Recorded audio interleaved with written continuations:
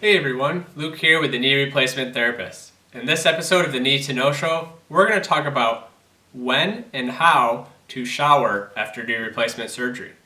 Before I jump into that, hit that subscribe button and turn on the notifications if you want to catch all our latest videos related to knee replacement surgery. So this has actually changed somewhat in the last number of years. And the reason for this is that there are now waterproof bandages or waterproof dressings that go over your incision after you have knee replacement surgery. So with that waterproof dressing or bandage on, you can really take a shower immediately after having surgery. A lot of times folks will actually get a shower in the hospital if you're having an inpatient surgery before going home.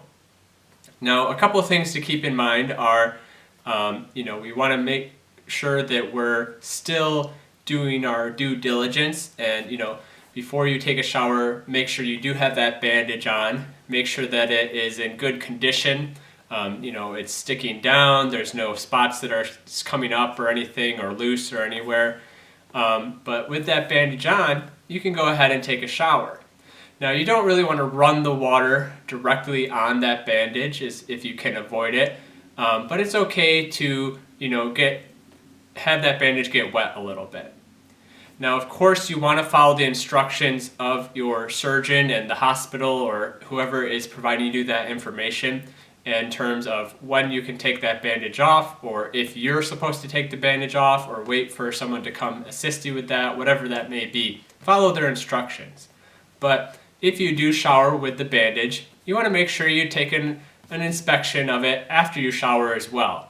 Make sure that, it still looks good, still looks intact, pat it off with a towel if there's any spots that look a little wet on the surface of it.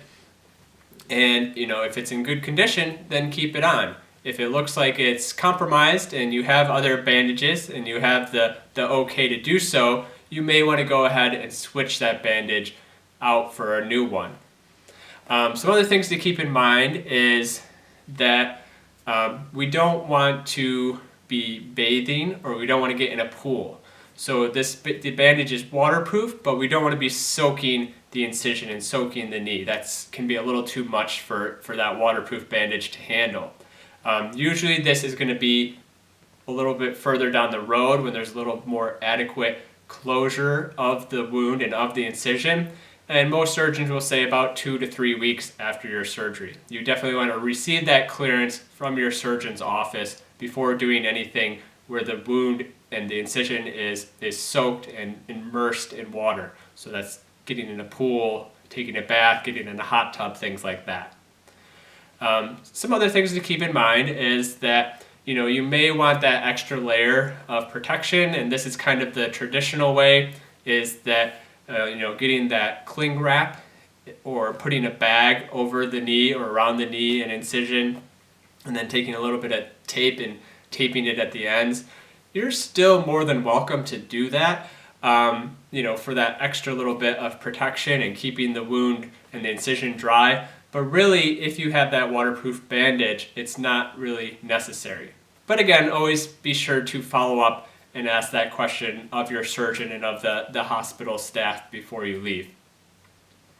Now let's talk a little bit more about how to take a shower. So a couple pieces of equipment that you may want that may really be helpful. One is definitely a shower bench or a seat, something to sit in as you are showering.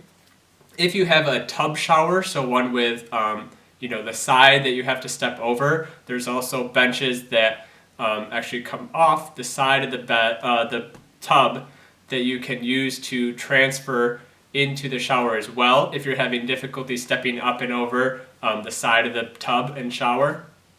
You also want, if possible, to have a handheld shower head or shower nozzle. You may also want things such as a extended reacher or scrubber for your shower needs. And definitely having some grab bars within the shower can be really helpful for safety with transferring into and out of the shower. If you don't have grab bars available, holding on to the walls and the sides is the next best option. So transferring into and out of the shower, if you have a walk-in shower, it's a lot easier. You can take your walker, or if you have an assistive device, and you can just step up and into the shower. Turn yourself around, move that assistive device out of the shower, and then go ahead and do what you have to do. Coming out, turn face outward and have that assistive device right by the shower that you can have as you come out of the shower. If you have a tub shower where you have to step up and over the side, a little more difficult. But again, just taking advantage of grab bars or holding onto the wall as you step up and over into that shower. Another thing really is having a minimum somebody in the household nearby if you do need assistance. It may be even better to have some level of supervision or assistance if needed. Really important, if you do need physical assistance of another person, is make sure that family member gets that training if possible before leaving the hospital. Have the physical therapist, have a nurse, give them a little bit of training so that they know how to safely guard you and assist you in and out of the shower. Some other things to keep in mind is just having an anti-slip mat available outside the shower and possibly inside the shower, just to help reduce your risk of falls or injuries. That's the last thing we wanted to have. And again, just taking your time, following the instructions, making sure you have everything you need readily available. If you're sitting or standing, make sure all your shower supplies are easily within reach, so you don't have to shift outside your base of support too far, or you're reaching out of your base of support and increasing your risk of having a fall.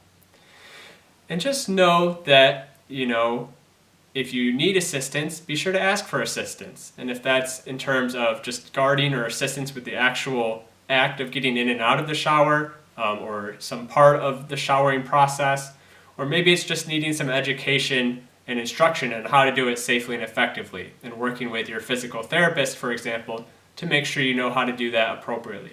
Or an occupational therapist can be very helpful with this as well. So that's basically the when and how of showering after knee replacement surgery.